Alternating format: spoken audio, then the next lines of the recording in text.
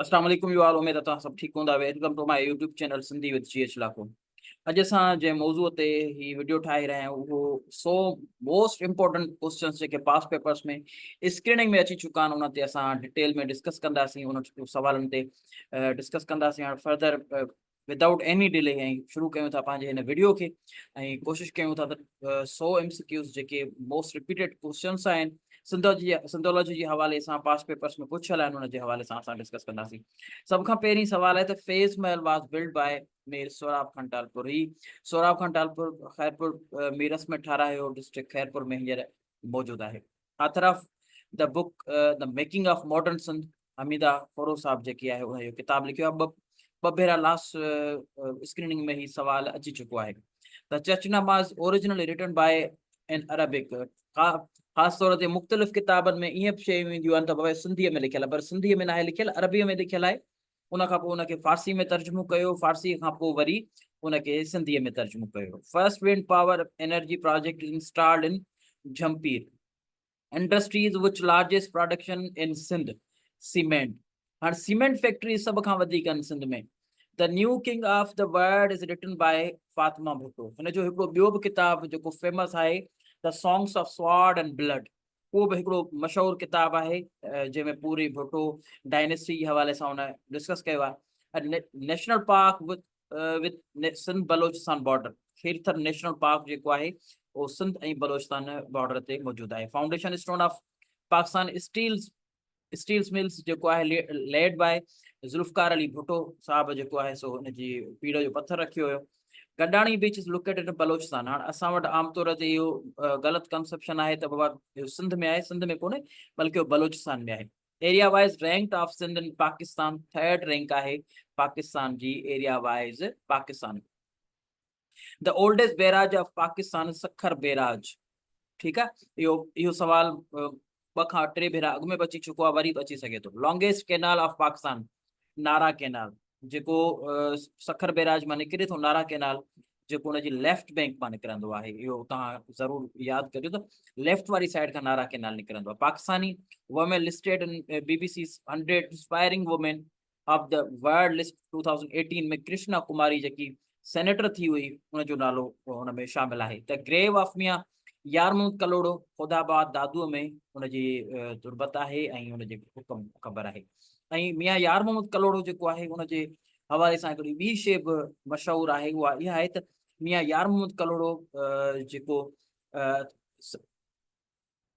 सूफ़ी शाइना शहीद आहे, उनजी शहादत में हिन उन कंस्पायरेसी में हिन जो हिसो हुयो ऐं जेको हितां जो मुग़ल जेको हिते हूंदो आहे उनजी ही सपोर्ट कंदो आहे। अहिड़ी तरह सां इहो वाक़ियो पेश ईंदो आहे। Lake located at border between Sindh and India state Gujarat, Shakoor lake जेकी आहे सो हिते मौजूदु आहे। Chief minister removed on the matter of 1 unit Sindh जेको आहे उहो आहे ऐं पीरज़ादो साहब जेको आहे उहो मिनिस्टर हूंदो आहे, उनखे रिमूव कयो वेंदो आहे। Name of bridge connect Thatta with Sujawal, त डोल दरिया खान जे नाले सां हिकिड़ी ब्रिज आहे जेकी ठटे ऐं सजावल खे कनेक्ट कंदी आहे। The script of Indus valley civilisation वास ड्रेविडन, द्राविड़ी जेकी ॿोली आहे उहा असांजी स्क्रिप्ट आहे जेकी इंडस वैली में असांखे मिले थी। The real name of Sindhi poet उस्ताद बुखारी सैयद अहमद शाह बुखारी हिन जो जेको ओरिजिनल नालो आहे ऐं हिनजी जेकी तुर्बत आहे हिन जे हवाले सां सवाल पुछी सघनि था त इहा दादूअ में आहे। गुलाम मोहम्मद बैराज आल्सो नोन एज कोटड़ी बैराज। हाणे जेकी कोटड़ी बैराज आहे जामशोरी वारी पुल आहे, हिन जो नालो कोटड़ी बैराज जो नालो गुलाम मोहम्मद बैराज पिणु आहे। उन खां पोइ असां अचूं था द डिज़र्ट इज़ ए जेकी थर्ड डिज़र्ट आहे is a subtropical desert आहे। Pepri is old name of Bin Qasim port. Indus water treaty brokered by, हाणे विच में कंहिं किरदारु अदा कयो हो जेकी असांजी इंडस वाटर ट्रीटी थी हुई इंडिया ऐं पाकिस्तान जे विच में, त वर्ल्ड बैंक जेको आहे उहो विच में उनजो जेको आहे सो किरदारु रहियो। Old name of Sukkur barrage lord royal barrage उनजो पुराणो नालो आहे। The grave of Noori located in Keenjhar lake. अच्छा, हाणे हिते ॿी ॻाल्हि तव्हांखे जेकी सम्झाइणी आहे उहा इहा आहे त कींझर लेक में नूरी जी तुर्बत ज़रूरु आहे, पर तमाची जी तुर्बत जेकी आहे उहा मकली में आहे। मतिलबु ईअं अची वञे त तमाची जी तुर्बत किथे आहे त उहा उनजी तुर्बत जेकी आहे उहा किंजर में कान्हे, भले उहा मकली में आहे। कुते जी कबर mountain peak situated mountain range Kirthar mountain range में इहा कबर मौजूद आहे। कुते जी कबर चोटी आहे, हिकिड़ो नालो आहे हुनजो। Book Sindh through the centuries written by Mohammad Ali Shaikh Sahab. इहो किताब अॻु में बि अची चुको आहे ऐं हाणे बि अची सघे थो। Great wall of Sindh is located in district Jamshoro. दादूअ में कोन्हे, इहा सन जे वेझो आहे ऐं सन खां हिते वञी सघिजे थो। ऐं इन जी जेकी डिस्ट्रिक्ट आहे उहा जामशोरो आहे। Faiz Mahal located in district Khairpur, असां पहिरीं ॻाल्हि करे चुका आहियूं। Darawat dam located in district Jamshoro. इहो तव्हां अगरि सुपर हाईवे तां मोटरवे तां असां वेंदा आहियूं कराची, त उन जे विच में ईंदो आहे ऐं थाणे बुलाखान जे इर्द गिर्द आहे ऐं जामशोरे डिस्ट्रिक्ट में मौजूदु आहे। अचूं था पंहिंजे नेक्स्ट सवालनि जे तरफ़। Old name of Rohri, Aror जेको आहे उहो पुराणो नालो आहे रोहड़ीअ जो। The local name of Sindh ibex mountain goat, सरह चयो वेंदो आहे इन माउंटेन गोट खे। Small fort inside Rani Kot, उनखे मीरी कोट चइबो आहे, जो जंहिंमें हेठि खूह मौजूदु आहे उनखे मीरी कोट चवंदा आहिनि, जेको एक्सेसिबल आहे ऐं तव्हां उते वञी सघो। शेरगढ़ जेको आहे उहो मथे हिकिड़ी टकरीअ ते ठहियलु आहे, जिते पहुचणु ॾाढो मुश्किल हूंदो आहे ऐं उते टूरिस्ट बि कोन वेंदा आहिनि। काहू जो दड़ो लोकेटेड इन मीरपुर खासी, सवाल 2018 जी पीसीएस जी स्क्रीनिंग में अची चुको आहे। Original name of Phuleli canal which originated from Kotri barrage, Kuni जे नाले सां हिनखे सुञातो वेंदो अथव। Highest mountain peak in Sindh रफली 5500 feet. Ranikot is easily approachable from sun. Fort of Hyderabad पक्का किला was constructed by Ghulam Shah कलोड़ो। कच्चो किलो बि साॻियो गुलाम शाह कलोड़े ठारायो आहे। उनखे ॿियो कहिड़े नाले सां सॾियो वेंदो आहे, कच्चे किले खे मक्की शाह जो किलो उनखे सॾियो वेंदो आहे, अगरि नालो अची सघे थो त। माई भागी was from the city of मिठी। Wuch Creek is located in district Thatta. Gharo creek ऐं सर क्रीक जेके आहिनि उहे ठट्टे में मौजूदु आहे। उन खां पोइ असां अचूं था त natural recharge of Manchar lake Kirthar mountain range. जीअं 2022 में तव्हां ॾिठो आहे त जेको बोर्ड जो पाणी खीरथर रेंज मां आयो, मंछर खे उथलाए छॾींदो आहे ऐं उन खां पोइ काफ़ी जेको आहे नुक़सानु थींदो आहे। त इन जो जेको नेचुरल रिचार्ज जो जेको सोर्स आहे उहो खीरथर माउंटेन रेंज आहे। अच्छा, उन खां पोइ कोल डिपॉज़िट वर डिस्कवर्ड इन तालका डीपलो। डीपलो में जेको आहे असांजा जेके थरकोल वारो जेको असांजा जेके माइंस आहिनि उहे डीपलो तालके में मौजूदु आहिनि। Largest lake of Sindh Manchar lake जेके आहे लार्जेस्ट लेक आहे ऐं it's natural lake. Last ruler of Kalhora dynasty in Sindh मियां सरफराज़ कलोड़ो। मियां नबी बख्श खान कलोड़ो बि चयो वेंदो आहे, पर मियां सरफराज़ कलोड़ो जेको आहे उहो हैदराबाद में उनजी हुकूमत हूंदी आहे। मियां सरफराज़ कलोड़ो इन जो सही जवाबु आहे। Kalhora ruler of Sindh was originated from Abbasin. Abbasin जेके आहिनि उन्हनि जो ही ख़ानदान आहिनि। ऐं असां वटि जेको मुख़्तलिफ़ किताबनि में नज़र अचनि था त कल्होड़ा जेके आहिनि सो चन्ना क़ौम जी पैदाइश आहिनि उन्हनि जे हवाले सां, पर किताबनि में इन तरह सां अचे थो त असांखे इहो सवाल इन तरह सां ॿुधाइणो पवंदो। The old name of Indus river courses in olden times Hakro, जंहिंजे लाइ जेको आहे हिकिड़ो मामूनि जो बेत मशहूरु आहे त हाक वंदो हाकड़ो भॼंदी बंद अरोड़ बेह मच्छी लोड़ा समा वेंदा सुखड़ी। त इहो जेको हाकड़ो आहे ओल्ड जेको आहे नालो आहे सिंधु दरिया जो। Shaheed Benazir Bhutto become PM on the 2 December 1988। Area of Sindh provinces 1,40,914 square kilometers. Mohammad Bin Qasim conquered in 1712। हाणे इन दौरान संदसि उमिरि केतिरी, इहो सवाल अची सघे। 17 सालनि जी उमिरि में मोहम्मद बिन कासिम जेको आहे उहा सिंध फतह कई। The grave of famous folk character Watayo Faqir situated इन टंडो अलायार में इन जी तुर्बत मौजूदु आहे। ऐं उन खां अलावा असां अचूं था नेक्स्ट ते त फर्स्ट गवर्नर ऑफ ब्रिटिश राज इन सिंध सर चार्लिस नीपियर जेको आहे फर्स्ट गवर्नर रहियो असांजे सिंध जो। इहो 1847 ताईं जेको आहे इहो गवर्नर रहियो हुयो।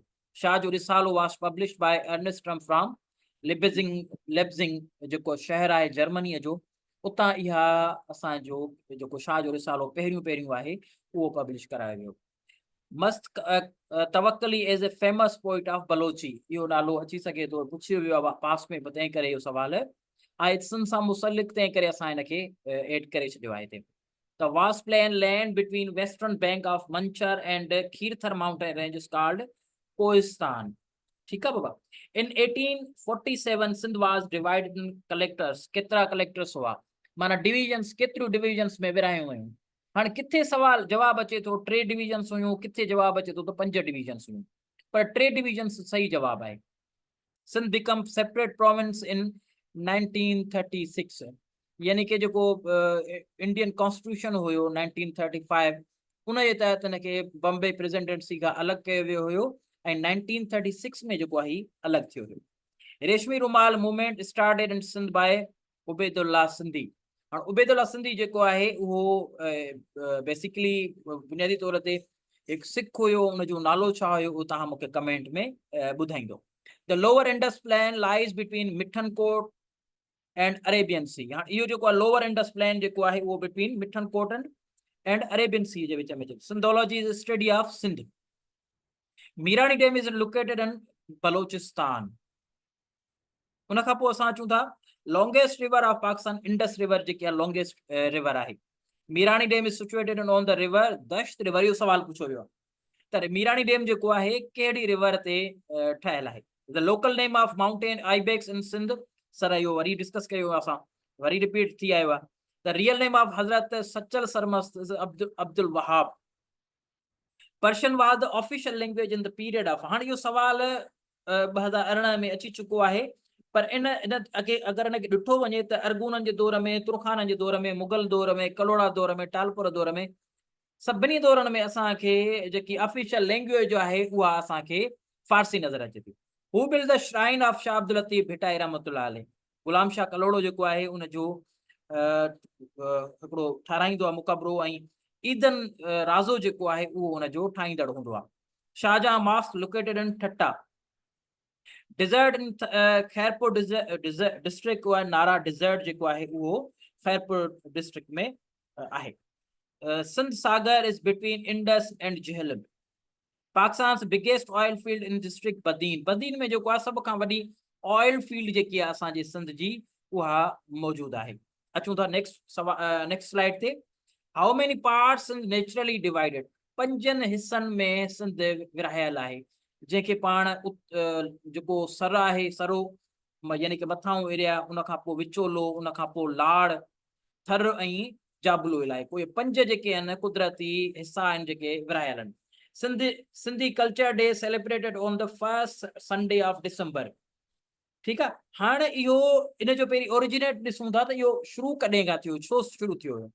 First Sindhi culture day was celebrated in 6 December 2009.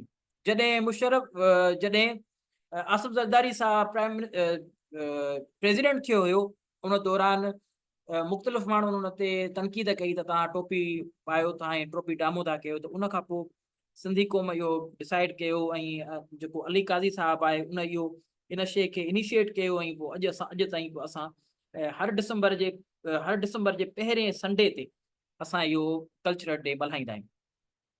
ख़ालिक Dina hall is Karachi is famous for trial of Mohammad Ali Jauhar. इहो मशहूरु आहे. मोहम्मद अली जोहर जो ट्रायल थींदो आहे ख़ालिक ॾिनो हाल कराची में थींदो आहे. रियल नेम ऑफ कलंदर लाल शहबाज हज़रत उस्मान मरवंदी. डिस्प्यूट बिटवीन इंडिया ऐं पाकिस्तान विच refers as a green line. Sir creek जेको आहे उन में जे विच में बॉर्डर जेको आहे सर क्रीक में उनजो नालो ग्रीन लाइन आहे. Jiwani island is located in district Gwadar. Famous book Jannatul Sindh written by Maulai Shidai. Founding father of Kalhora dynasty Mian Nasir Mohammad Kalhoro जेको आहे उहो फादर आहे कल्होड़ा डायनेस्टी जो. Birth place of Mughal emperor Akbar Amarkot में जेको आहे इन जी बर्थ थींदी आहे.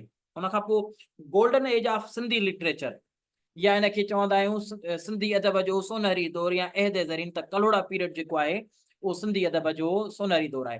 पर हिते हिकिड़ो ॿियो बि सुवाल अचे थो त असांजे सिंधी लिटरेचर जे कहिड़े दौर खे क्लासिकल दौर चयो वेंदो आहे.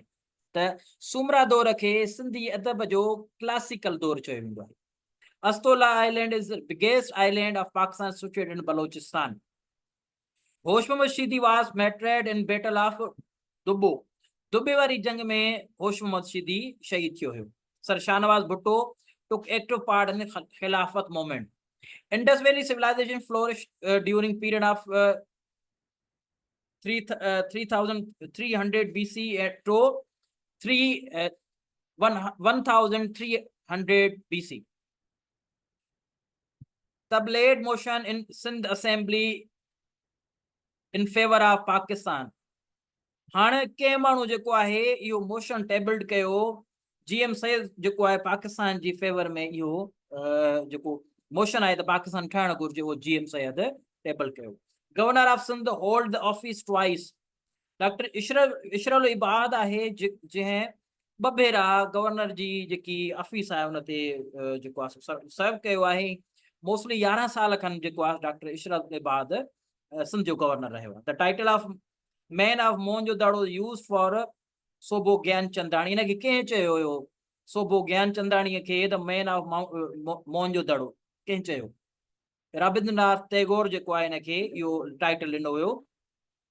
इहो टाइटल ॾिनो हुयो. The folk tale Bijal and Diyach is described in which Sur of Shah Abdul Latif Bhitai. Sur Sorath में जेको आहे बीजल ऐं डियाज जो जेको आहे डिस्कस कयल आहे. Modern village of Sindh. Tando Soomro जेको आहे इनखे मॉडर्न विलेज चयो वेंदो आहे सिंध जो, जंहिंमें हर फैसिलिटीज़ मौजूदु आहिनि. Name of Ubaidullah Sindhi before accepting इस्लाम.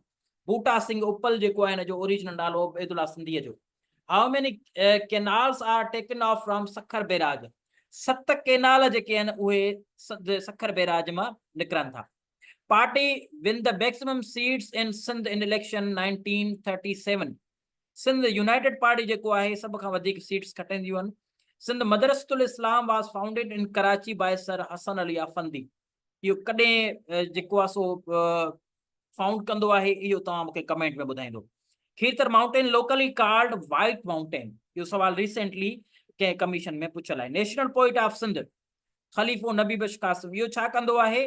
इहो खुरड़े जी जेकी जंग लॻंदी आहे उन जे दौरान हिकिड़ो केॾारो लिखंदो आहे जंहिंखे असां जेको आहे सो ईअं सभु चई सघूं था त इहो असांजो जेको आहे सो क़ौमी शाइर आहे. Real name of famous poet of Sindh Shaikh Ayaz Mubarak Ali Shaikh. अच्छा, उन खां पोइ चासर ऑफ सिंध. माना सिंध जो सिंधी लिटरेचर जो चासर कंहिंखे चयो वेंदो आहे? शाह अब्दुल करीम बुलड़ी वारे खे सिंध जो चासर ऐं विहाओ तारो चयो वेंदो आहे. नेम ऑफ विलेज ऑफ मारवी. भालवा जेको आहे उहो मारवीअ जे ॻोठ जो नालो आहे. हाईएस्ट पीक ऑफ सिंध जेको आहे उहो आहे ज़रदक. हाणे ही उहे 100 सवाल आहिनि जेके पास पेपर्स में पुछा विया आहिनि ऐं हींअर बि पुछी सघजनि था स्क्रीनिंग में. सो हिन सवालनि खे तव्हां ज़रूरु ॿुधिजो ऐं हिनखे ज़रूरु रिमाइंड करण जी ज़रूरत आहे. सो अॼु जे वीडियो में एसी ताईं. मुंहिंजो चैनल ज़रूरु सब्सक्राइब कंदा ऐं उमेद आहे त तव्हां चैनल सब्सक्राइब कंदा ऐं अहिड़े वधीक वीडियोज़ ऐं सिंधोलॉजी जे हवाले सां इनशाला जल्द खां जल्द रखंदुसि. पंहिंजो जो ख्यालु रखिजो. मूंखे जो इजाज़त. अल्लाह वाहे.